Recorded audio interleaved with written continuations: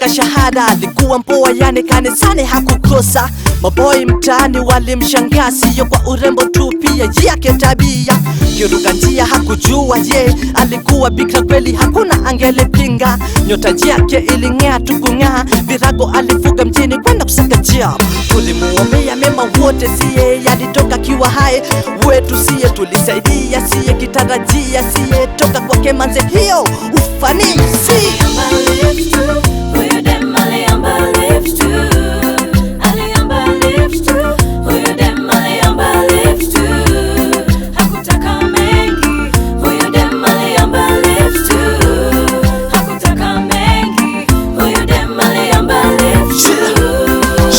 Alimaliza aipuke giza 6 PM siku hiyo, kulinyesha kawaida za mat na uli walipandisha. Afanye nini? Hana pesa za kutosha, ni wazi bila kazi simu ngumu kupata. Masaa zilipita wedi kawa mbaya tu, hakuwa na la kufanya. Alianza tu kaguu, ghafla akacheki bonge la kanda ni yake jama moja, akamuofa lift. Ilikuwa ni kama ishara ya maombi kujibiwa. Alidhani malaika, kumbe alikuwa ni fisi. Nasikitika alimnajisi.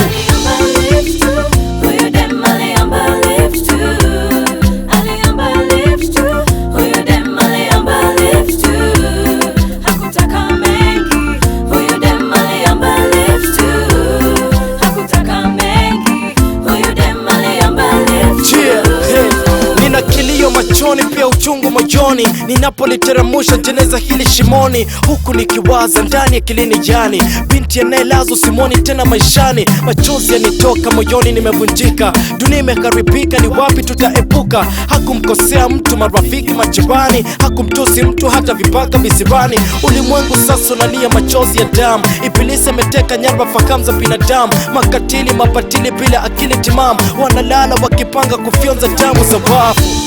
Alichotaka dem ni kufika nyumbani. Aliyaona chali mama